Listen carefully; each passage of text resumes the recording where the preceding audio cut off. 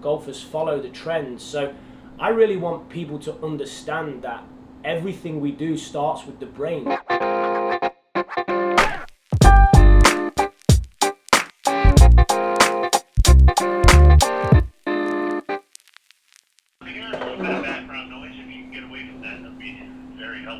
Okay, Am I on speakerphone? yeah. Is there possible that you can just pick up? Yeah, of course, yeah. Yeah, that'll sound a lot better than speakerphone. Okay, perfect, I'll do that. Testing. Absolutely, yeah. I think that's a great concept, and we're at the PGA Show right now in Orlando. And we actually just did a talk on this. So myself, Matthew Cook, Eric Zeigel, and cameraman Ben of Game Like Training, we're all sat in the room right now. So it's funny that you pose that question, because we literally have done a talk on that on Thursday. And one of the main things that came out of it is, it's a process. So the process has to start somewhere. So early on, you might be changing your mechanics. There might be no golf ball there might even be no club, and you're just looking in a mirror and working on your movement patterns. But that's not going to prepare you to play. So at some point you've got to introduce context to your practice. So there needs to be a score, there needs to be targets, there needs to be consequences, and it needs to be in the environment that you're going to play in, which is the golf course, or I guess effective use of the practice ground. And if your new swing changes start to filter through there, then what we like to do as a team is take players on the golf course, but we don't want them to just play golf. We want to make the golf course actually harder than it would be. So, for example, a player that, I don't know, maybe tends to miss left with the driver and maybe tends to miss short putts. What we would do is we would create a 9-hole challenge where if they miss the fairway left, they might have to take the ball back 50 yards from where it finished. And then every second putt, if the first putt doesn't get within inside, say 1 foot, the second putt they'd have to draw back the length of their putter. And then they'd have a target score in relation, to their ability. And if they complete the 9 holes and hit the target score, then there might be a reward. If they fail, maybe they have to go and play it again, or there's a consequence. So, that's, I think, why we're called Game Like Training. We like to turn everything into a game and get people addicted to the process of self-improvement and getting better. Yeah, I can't answer the question that you asked, why is it that people aren't buying into the mental training, because I literally don't know. I don't understand it. Because if I ask you now, Virgil, okay, can you put your left arm in the air? Did you do that with your arm, or did you do it with your brain? You did it with your brain. People have asked me, do you think the game of golf is all mental? Well, everything we do is mental. It starts with our brain.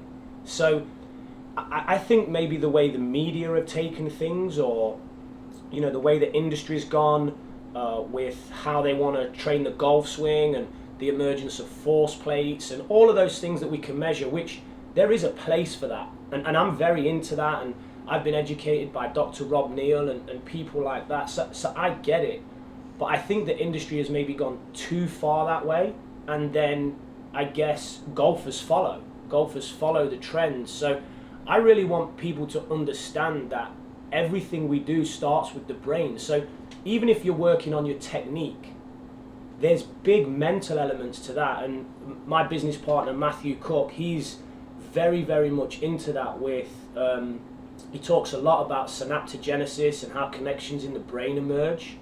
And even today, we're off to play golf with Tim Lee, who's a motor learning expert. And him and Matthew are going to shoot some video on how you practice to change your golf swing, but it's all within reference to how the brain works and how the connections in the brain are going to happen to allow you to change your golf swing. So even when people are talking about technique, it's mental. You've got to change the way your brain is wired. And you're absolutely right. It's, your brain is a muscle. If you want big biceps, you go to the gym and you work out. if you want to change your golf swing, you have to work out your brain, and that's going to drive the movements of the body. Virgil, Matthew heard your question, and he's probably a little more skilled to answer that. Can I put him on the phone? Is that okay? Yeah, here you go, I'll pass you on.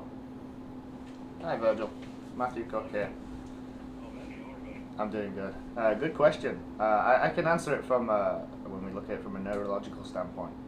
That, Tiger was incredible with the short game, and the formation of connections in his brain was so strong, and there was so many of them that the high precision motor skill that he had was just far beyond what I've got and what a lot of other golfers out there have. But then, due to the length of time off and all the surgeries and all of this, the stuff that's gone on in his life, there's a process that happens in the brain called the pruning process. And so all of them connections that he formed, and the strength of those connections, which allowed neurons to fire around his body and produce this high performing skill and this precise movement, it starts to disintegrate and starts to break away. So as much as he can see the shots still, and it's probably quite frustrating for him, but he physically, in his brain, the connections don't have the strength, and he doesn't have as many connections which allowed him to make that fine movement skill before, and that's why he's probably struggling from a neurological standpoint right now with it. So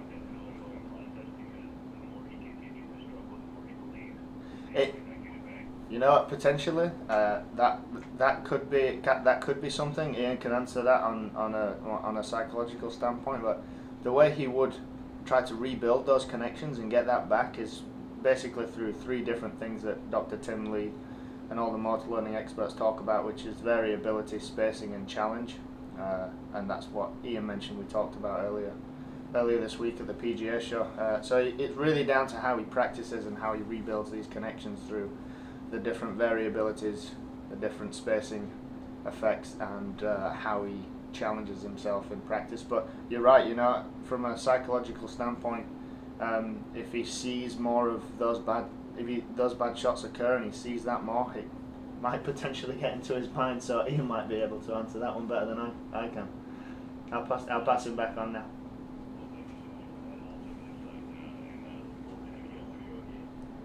Cool, I'm back on now, Virgil. I agree. I think, a lot of golf is mental representations. So when the way that Tiger practiced before, and then the way he competed in tournaments, the representations, the picture he had in his mind just allowed him to hit shots that no one else could. And then the way he'd wired himself to deal with pressure, again, probably related to maybe even his social and his family background, and how he practiced and previous successes, just allowed him to hit these phenomenal shots under pressure. But he doesn't necessarily have access to those reps as clear as he used to. And I think, and it sounds really basic, but this would be a great tip for people listening, and you know this as much as anyone. As humans, we're negatively wired. So we have this inner chimp. So when something negative happens to us, we're programmed to remember it.